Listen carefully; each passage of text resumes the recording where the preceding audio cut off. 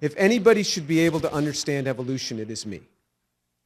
Because I make molecules for a living. And I don't just buy a kit and mix this and get that. I mean, ab initio, I make molecules. I understand how hard it is to make molecules.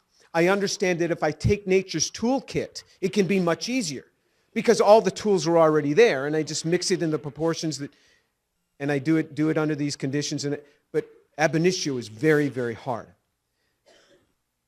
I don't understand evolution, and I will confess that to you. Is it okay for me to say that I don't understand this? Is that all right? I know that there's a lot of people out there that don't understand anything about organic synthesis, but they understand evolution. I understand a lot about making molecules. I don't understand evolution. And you would say that, wow, I must be really unusual. Let me tell you what goes on in the back rooms of science. With National Academy members, with Nobel Prize winners, I have sat with them. And when I get them alone, not in public, because it's a scary thing if you say what I just said.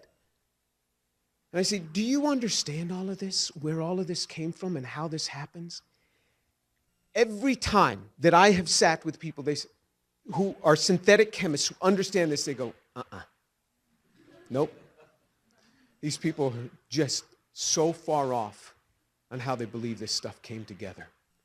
I have sat with National Academy members and Nobel Prize winners. Sometimes I will say, do you understand this? And if they're afraid to say yes, they say nothing. They just stare at me because they can't sincerely do it. I was once brought in by the dean of the department once, and many years ago, and he was a chemist, and he was kind of concerned about some things. I said, let me ask you something. You're a chemist. Do you understand this? How do you get DNA without a cell membrane? And how do you get a cell membrane without a DNA? And how does all this come together from this? He said, Jim, we have no idea. We have no idea. I said, isn't it interesting that you, the dean of science, and I, the chemistry professor, can talk about this quietly in your office, but we can't go out there and talk about this? If you understand evolution, I am fine with that.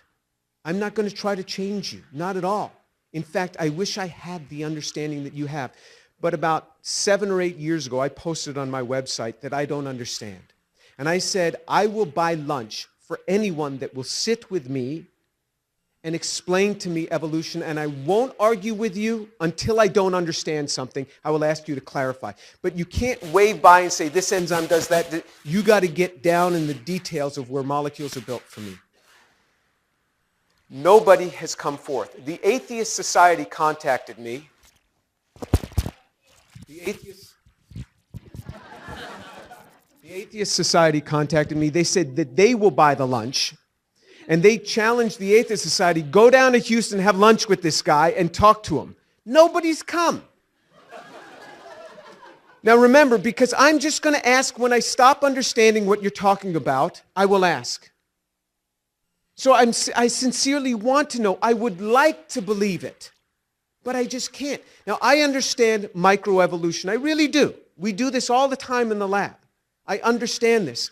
But when you have speciation changes, when you have organs changing, when you have to have concerted lines of evolution all happening in the same place in time, not just one line, concerted lines, all in the same place, all in the same environment. This is very hard to fathom. I was in Israel not too long ago talking with a bioengineer. And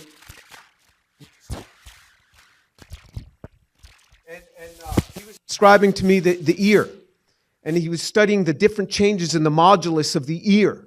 And I said, how does this come about? He says, oh, Jim, we all believe in evolution, but we have no idea how it happened.